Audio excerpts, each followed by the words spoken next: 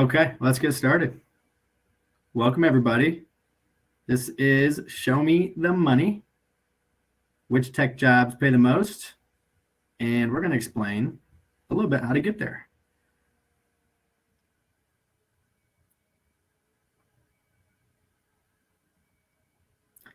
As you can see, there's me, recently married. That is my new LinkedIn profile picture. I think it's a must-have once you get married. And then I'm an IT recruiter with Experis Manpower Group, as well as Adrian. I've been here for almost a year. Been doing it for 3 years.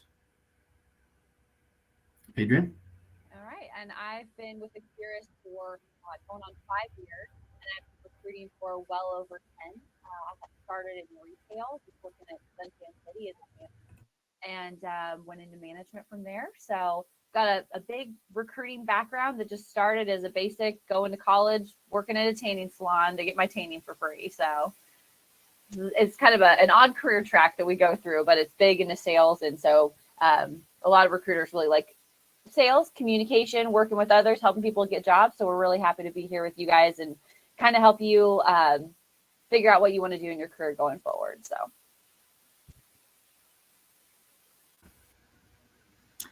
the IT career paths are very diverse. You can go in many different directions. We've labeled a little bit of the type of paths you could go in as far as like creating things and software development, architecture, automation, discovery and management. So business analytics, project management, quality assurance, that's more of the functional roles. Obviously, technology skills are important, but it's more so business acumen, being able to communicate within the business and the IT side of things. And then support is help desk, systems engineering. So helping end users deal with all their issues.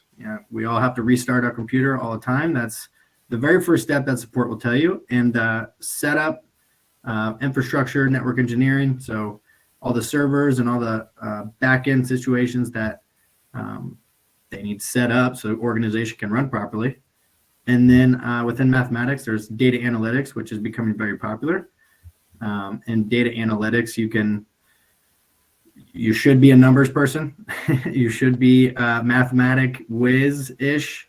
That is not my forte. That is why I'm an IT recruiter, but there are some very smart people making a lot of good money within data analytics.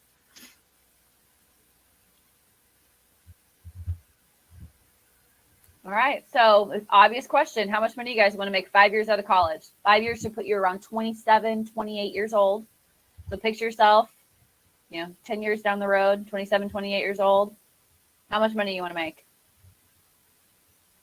Yeah, 50 right, million. James? As much as you can, right?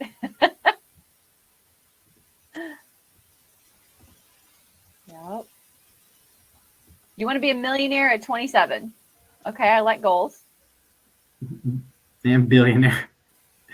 When you guys are saying as much money as you possibly can, what does that mean? What does that mean to you? Infinite. 40 to 70. Thank you, Aiden. Yes, that is a good goal for right out of college. Absolutely. Yep. Living your best life. For me, that means lots of travel, lots of shoes, lots of nice restaurants. That's what living my best life means, taking care of my family. 2 cents. Very cheap. 90K, nice. No, we're hoping you make more than 2 cents.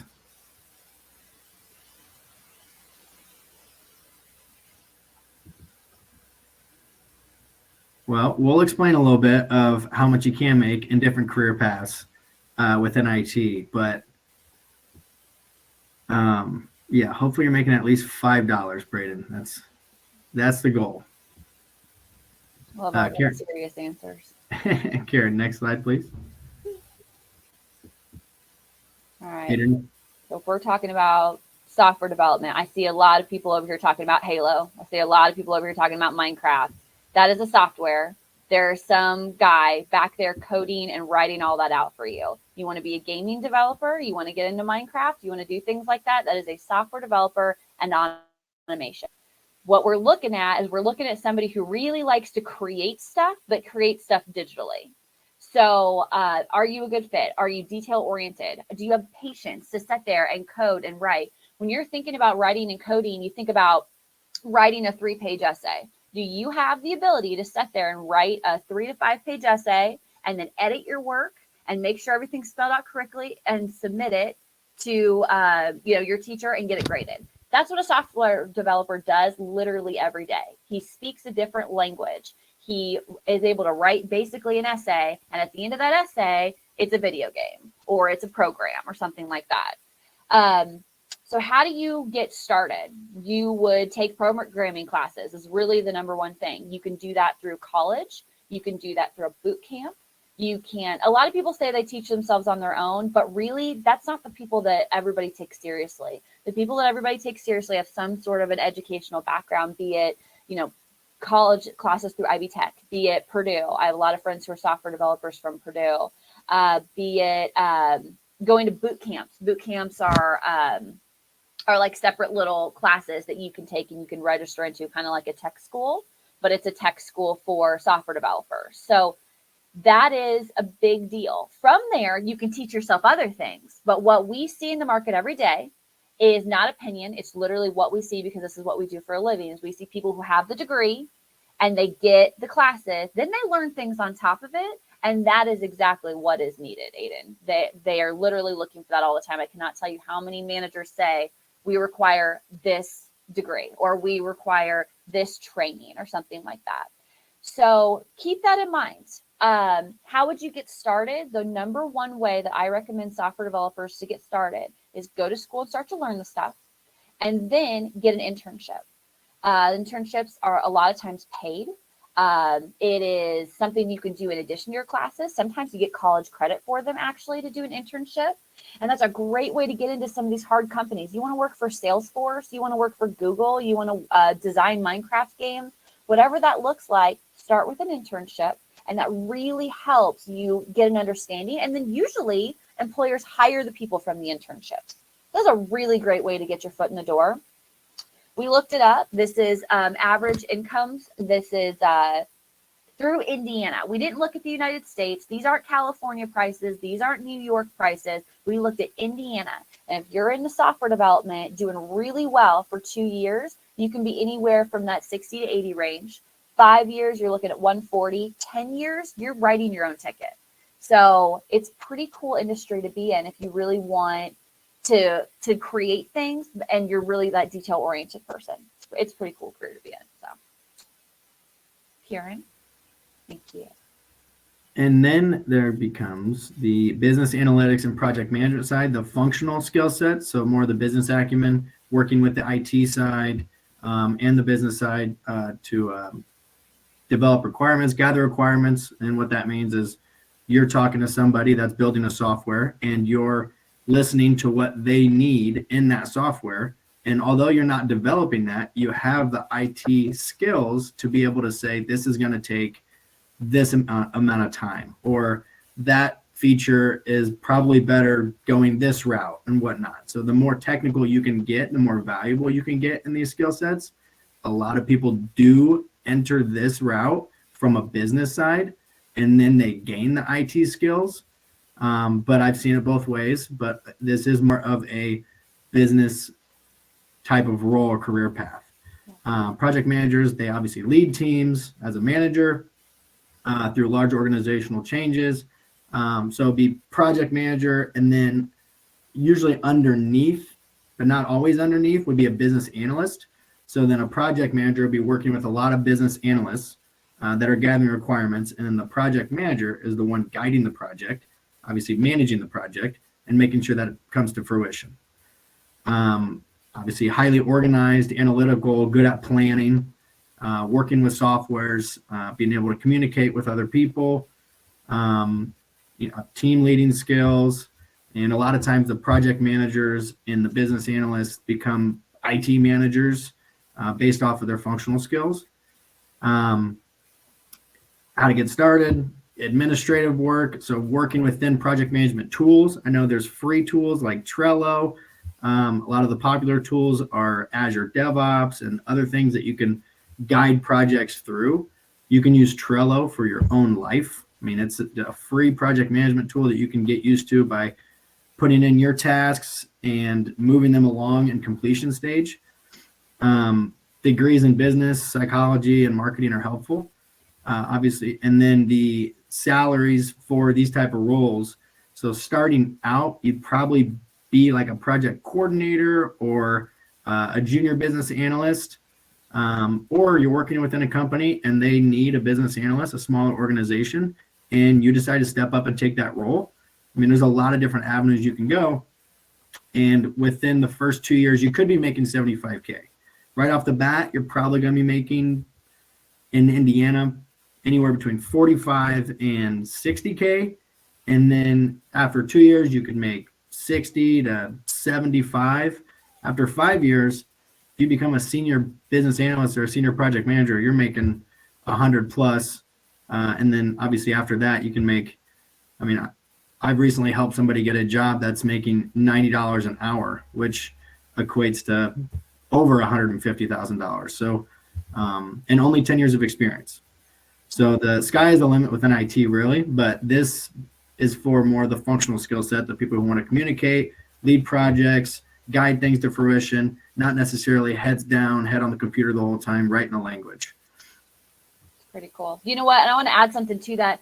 Project management, maybe you're not into IT, right? Maybe that's not what you're looking for. I've actually had project managers who like work at Lowe's. And what they do is they help people plan their construction ideas. Maybe they're doing a big thing on a house. Maybe they're remodeling their business. Maybe they're doing something like that. So you can actually be a project manager at Lowe's. They have a whole team of project managers. There's people who are project managers for like construction companies. There's people who are project managers for HR groups. If you want to handle, you know, new HR processes that are coming into a company, then you can be a project manager for a hospital. I believe Adrian froze, but unless I'm the one that's frozen, Karen, nope. Can you confirm? Can you hear me? You can hear me. Okay. So yeah, sorry, Mason said he was frozen. Okay. So anyway, so you can be a project manager on a lot of different things. And so it's not just IT. Project management's actually really pretty cool. We're both fine. I cannot hear Adrian, but I guess it doesn't matter. Awesome. Well, let's just switch to the next slide. Yep. All right, help desk and systems engineering. So help desk is basically anytime your computer doesn't work, anytime you're having an issue with your internet, something like that, and you have to call a company and you have to talk to somebody on the other end who says silly things like, have you turned off your computer, counted to 10 and turned it back on? You know, things like that. A help desk or systems engineer is someone who literally helps people through their issues. You can be doing this small time for small companies. You can be doing this big time where you're making a good income, helping set up entire computer systems for companies. So we do a lot with that. People who are really good at this are people who have great communication or are good problem solvers. They're also really good people.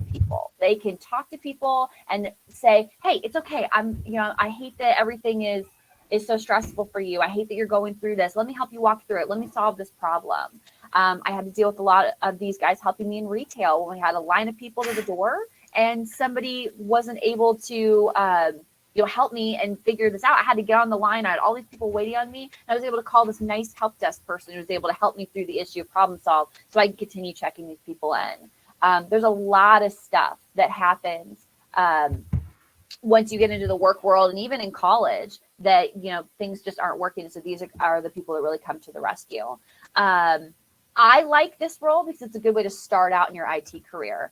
If you want to be a software developer, it's a little bit different way, but this is going to be more like the systems and hands-on people aspect of it. This is a great way to grow your career, and a lot of people really start off like this. So you can start around anywhere from $40,000 when you're just out, clear up to, again, like we have on here, 135, 150. it's the sky's the limit. And you can do this remotely too. That's the other cool part about this role. A lot of this doesn't have to be on site. A lot of it's remote. So that's another part. I'm back. We see ya. I hear you. All right, Karen. Thank you. Go ahead, Mason. And then for infrastructure and network engineering, network engineers they really are the foundation of an organization's technology.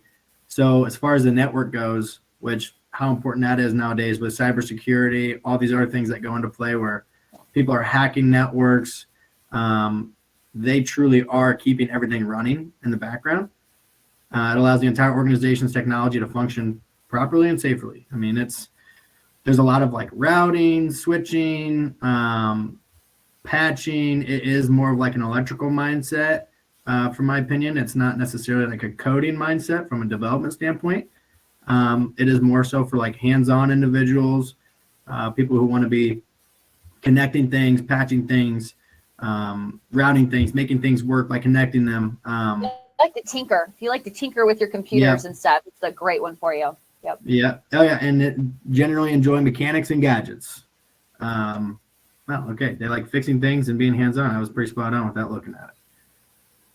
And then how to get started. So yeah, help desk roles are a great platform, but I would say any IT role where you're having to connect things or I guess fix computers. So like at Best Buy, a lot of those individuals like Geek Squad, they'll end up going on to become network engineers. I mean, the options are endless as far as building things and making things work with physical objects. It is a lot less digital. I mean, it is moving towards that direction, but this is more than likely a hands-on role where you're traveling and going to different sites and fixing things and making sure everything's connected and working properly. The salary ranges for this are after 2 years. Once you get into network engineering, you'd be making 80K with 2 years of experience, 5 years, 99. I mean, I would even say 100 plus, and then 10 years, 130. I mean, we're seeing it across the board, not even in California, but across the nation. We're seeing these skill sets grow in high demand for sure.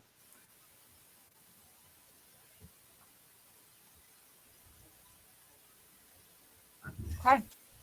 We just talked a lot about different ones. Which one? I think you may have. I think you may have skipped one, Karen. Oh yeah, we did. We skipped data. Mathematics and data. Yep. Okay. So this is not my gift. My husband is a mechanical engineer at Cummins, and he loves he loves spreadsheets. He loves numbers. He loves data.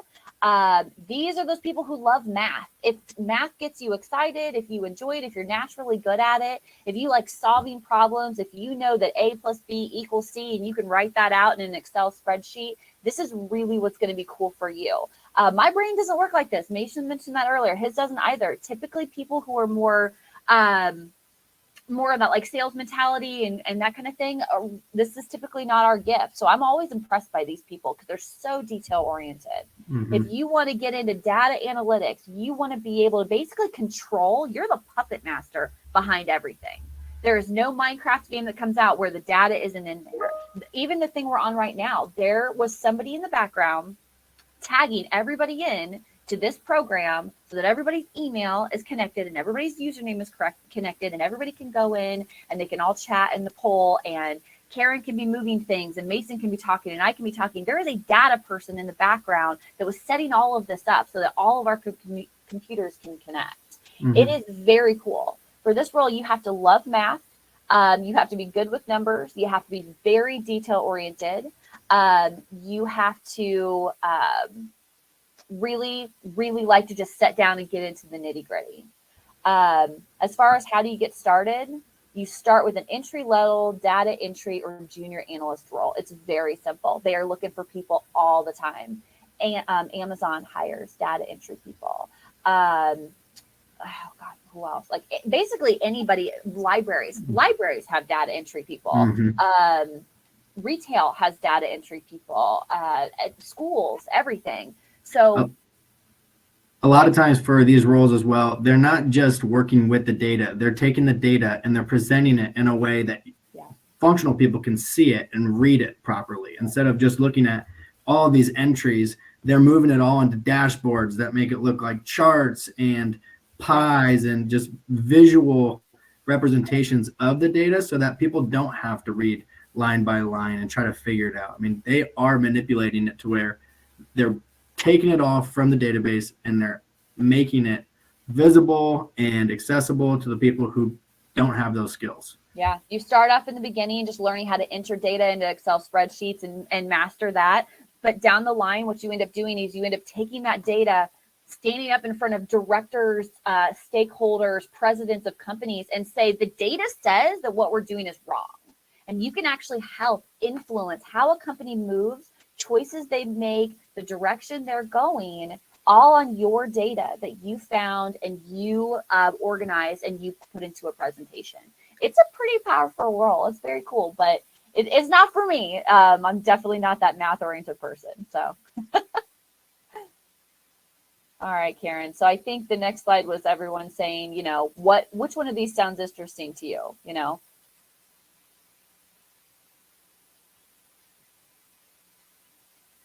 Which category do you guys fall in? Yep. Which one? Which one looks good? I see Daniel saying I'm a very hands-on person with tech.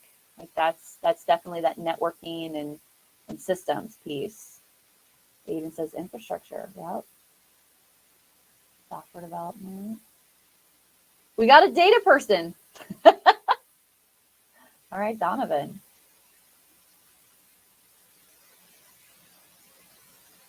Software development. Very cool.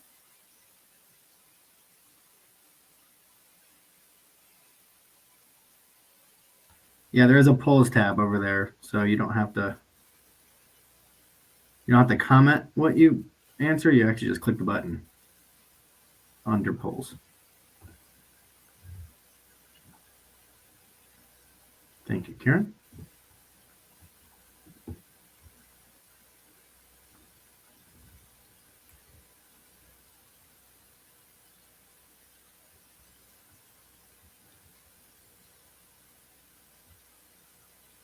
Working in business. Yep. Absolutely. Yeah.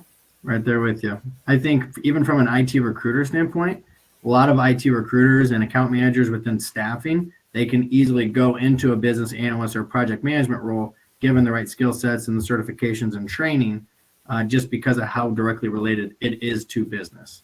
Right.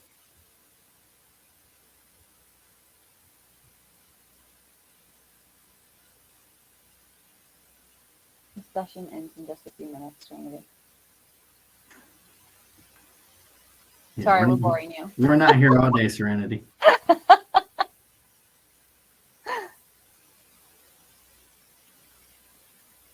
Okay, next slide, Karen.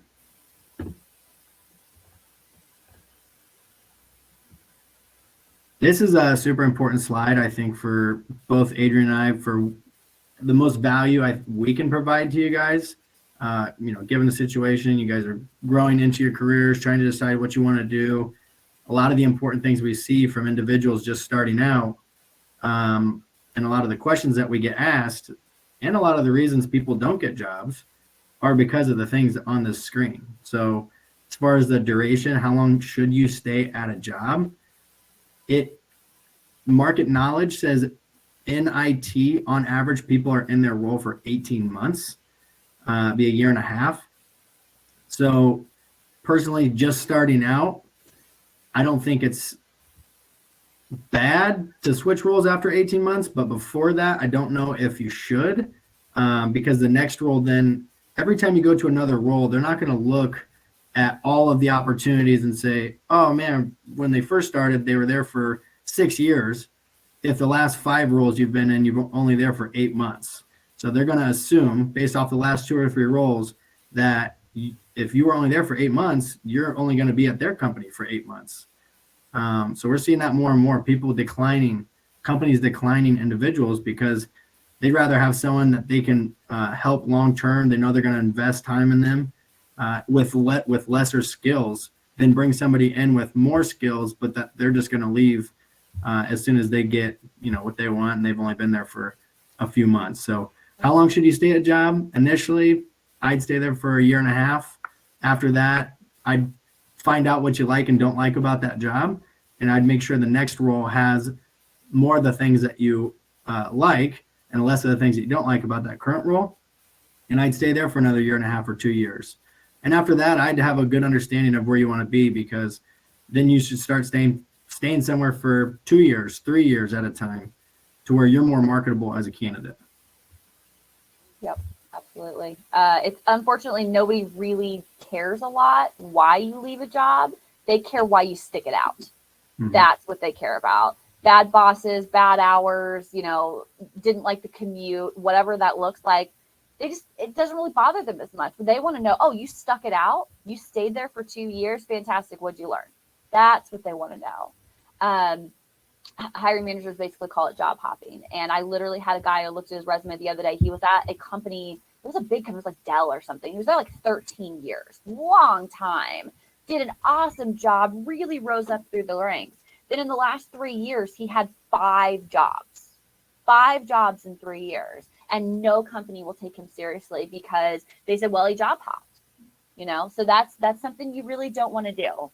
That is how you're going to represent yourself. I mean, when you go to the store and you see an advertisement for a product, you want to do that because that's good. It looks cool. It looks fun. It looks like something you want to go buy, right? So you saw the advertisement, you want to go buy the product. Well, your resume is your advertisement. They don't know you. They don't know who you are. They don't know what you do. They don't know what you like and dislike. All they know is the advertising that you have for yourself, which is your resume.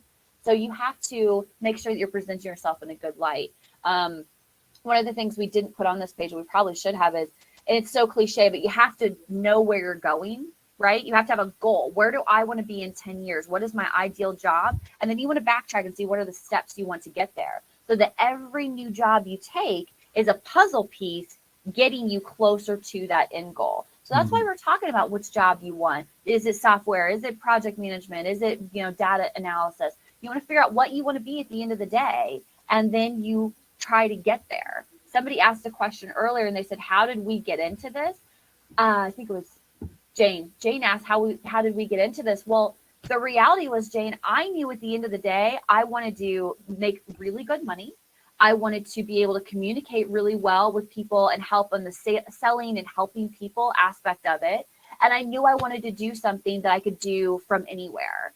And that turned out to be, advanced high-level recruiting. And so I started back at the beginning with retail, and I learned how to staff, and I learned how to train people, and then I learned how to find people and grow teams, and then. And I started off in small staffing groups, that kind of thing. So that's what you have to do. You have to figure out how you want, so you're not job hopping as you go along. Mason kind of disappeared. Yeah, I'm back. There you're back. Okay. You want to go with the next one? Yeah. So, and I'd like to, well, before we do that, Karen, and I do want to spend the last 5 minutes on that last slide answering any questions, and in the Q&A, I think we have some questions there too, but truly how you can make yourself more valuable in a role from what I've seen. I mean, this is, a lot of it does seem cliche, but continuing your growth, proving that while you were at a company, you were always trying to gain more technical skill, increase your responsibility, ask questions. I mean, the referrals and the references that you have at your company are going to be more valuable than, just about anything else. I know someone who just recently got a job based off of his reputation once he last left a company, and someone knew someone at that company and reached out and gave him a good recommendation. So you are 57 times more likely to get a job through a referral, a good referral, obviously. So always maintain good relationships, but getting certifications, stepping up, doing trainings, helping teammates. A lot of that can really show in your resume. And then obviously the importance of proving your ambition is just, are you staying stagnant? Are you just collecting a check, or are you really interested? Are you going to be super interested when you go to another company?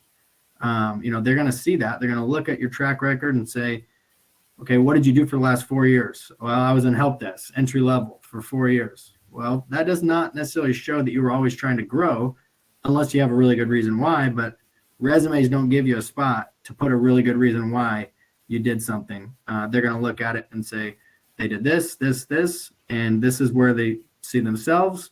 and this is where I could see them fitting into the company. So. And you know what? Mason's 100% right. To make yourself more valuable, you want to be having the ambition. Ambition comes from being passionate about something. You need to be liking what you're doing. You need to be passionate about it, and you will succeed, and you will be hungry for more knowledge. You will be hungry for more skills. You'll be hungry for more certification. But to get even more granular, it doesn't matter if you're the smartest guy in the room. It doesn't matter if you're the best person at tech if you aren't showing up for work on time. Having a nice personality, being easy to work with, that's what makes you reliable. That's what makes you valuable. If you are the smartest guy in the room, but you can't get your tail out of bed, then you're not the most valuable to the company. The other guy is, So when you get back down to it, it still means you want to make sure that you're being highly responsible. So answering some questions we have in here, and you guys can fire away.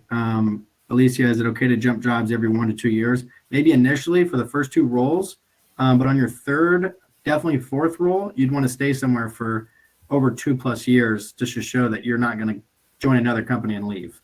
I think it's understandable when you're starting out. Not everyone knows what they're looking for right when they get that first job. They just get their foot in the door. So then that next opportunity is super important to show why you left and what you gained when you left. But I think 1 to 2 years initially, it's fine. I don't think it's going to look very bad on your resume. There's one person that said, how do I start a tech business and what degrees would help? You need to go get a tech job first. That's what you need to do. You need to go get your computer degree or your computer training, and then you start working for a company, and then you learn, and then you start your own business. That's how that works. Or you have the business acumen and your partner is in tech. I mean, either way, someone needs to have a very high profile tech background, whether they've been freelancing on their own for 10 years, whatever it is, you have to have someone who gains the skills, or you have to find a good consulting company, and that costs a lot of money. What degrees would you recommend for business analytics? Just a management degree, business, and then maybe a minor in information technology or any IT minor, but you do not need to major in an IT related degree for that.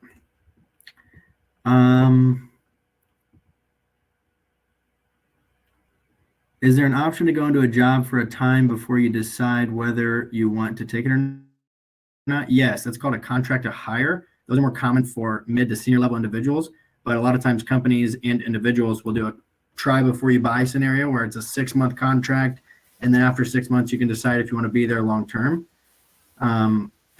We see that a lot.